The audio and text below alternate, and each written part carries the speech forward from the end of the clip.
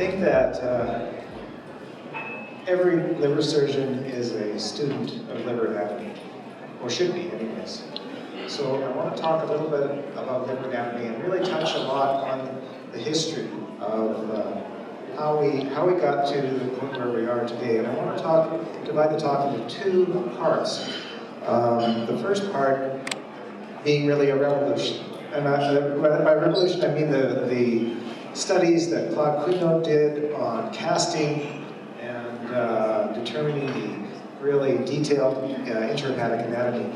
And then the second part I will call an evolution. In other words, it's the adaptation to liver surgery of all the knowledge that was gained by Dr. Quinault. And I'll touch on Lunois, Terblanche, and other developments in liver surgery. So who was Claude Quinault? Well, he was a Frenchman. He graduated from the University of Paris in 1950 as the gold medalist. And at that time, when you were the gold medalist, you could study for an extra year. And he did that with André Dumas there. And Dumas wanted him to study the arterial anastomosis between the right and the left sides of the liver. He suggested a casting technique to do that. And so he developed a technique of injecting cadaveric livers with polyvinyl acetone and then digesting these livers with a dilute solution of acid. And then this allowed him to look into the Pandora's box of the liver and really see all the vast interplay of ducts, arteries, and veins. And he did his detailed anatomic studies on about 100, I think it was 111 different casts that he used. And this is a picture of one of his casts from when I visited him in his apartment in Paris. You can see that he used different colors of polymer and really got a detailed picture of what was going on inside. So he studied these 100 casts, and he developed a real understanding of how they the path they take in the liver, and realized that there was a segmental distribution to these based on mostly on the portal vein. And this is how he eventually developed his 8 different segments that bear his name.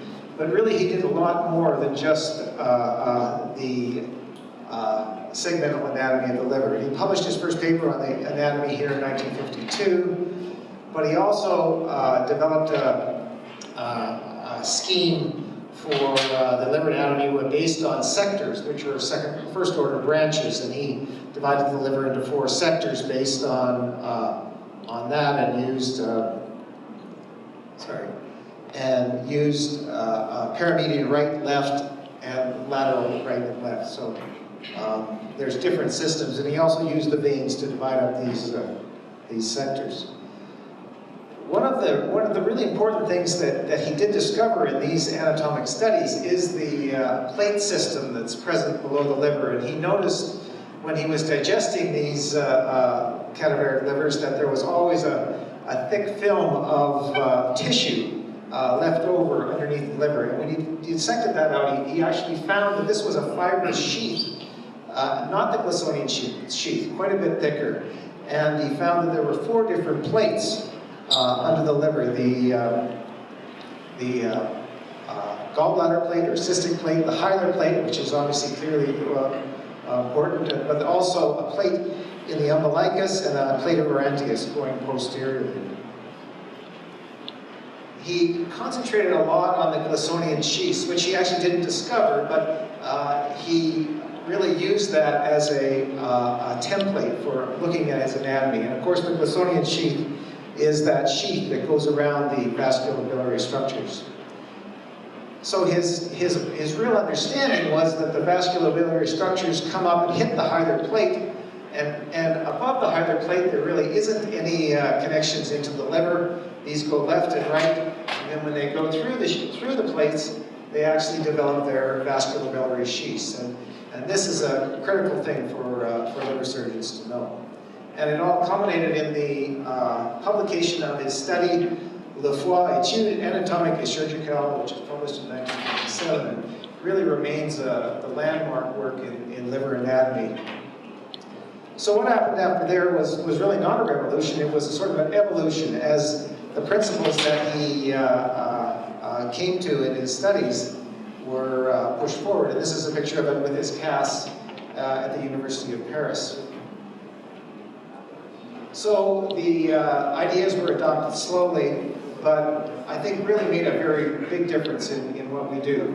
It was Quinault that actually suggested that the best way to do major liver resections was in a controlled manner, and by that he meant control of the vasculobiliary sheaths before any parenchymal dissection is done. And this is out of his paper, and he suggested that we should be doing our dissections above the plate, where the anatomy is very simple, and not going underneath the plate unless we absolutely have to. This idea was certainly popularized by the Japanese, but also in the early 90s, Bernard Lunois took the idea of these plates and put forward his idea of a posterior approach to doing liver resections. And this is a technique where you make an opening in the caudate process and another opening in segment 4, and then circumferentially go around the hilar plate to gain control of the central ducts, and then use that to control the sheaths going to either right or left livers. And this just shows it here, and you can do segmental resections or complete lobectomies, and really is very nice in terms of getting control. And I think probably a lot of liver surgeons use modifications of this technique in getting control of the sheaths within the liver before the parenchymal dissection is actually done.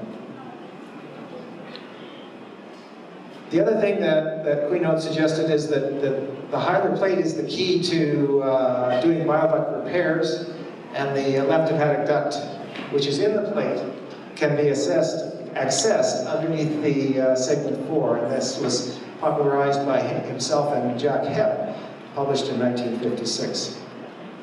And really, that technique has been refined.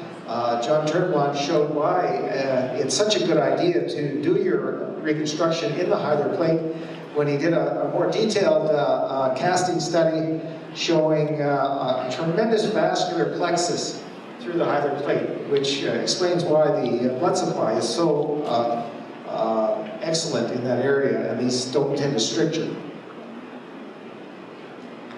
It was certainly popularized by Henry Bismuth, who suggested that the idea of lowering the hilar plate, which actually really is just lifting segment 4 to access the left hepatic duct.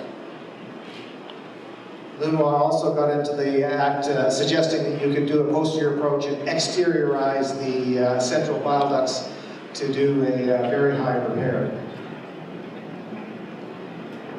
Some of the other contributions that Quinault made was the observation that centrally behind the liver and between that and the vena cava, there's an avascular space. Some people call it the space of Quinault.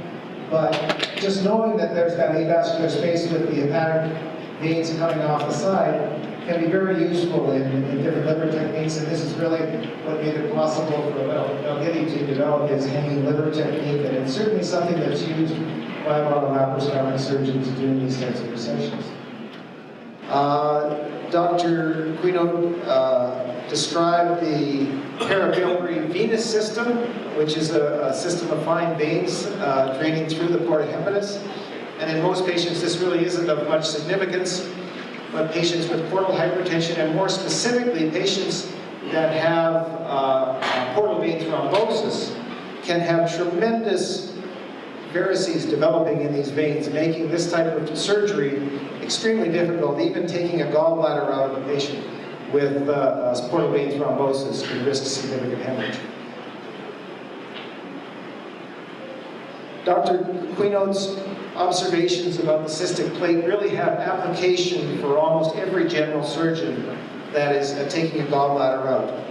And it's been demonstrated that the cystic plate contains arteries, it contains bile ducts, ducts of Luschka, and one of the fellows in our center did a study showing that in about 20% of patients, there's a very large right hepatic vein that runs right along the top of the gallbladder plate, and if you take out enough gallbladders, you will get into that vein, and it can be a real problem.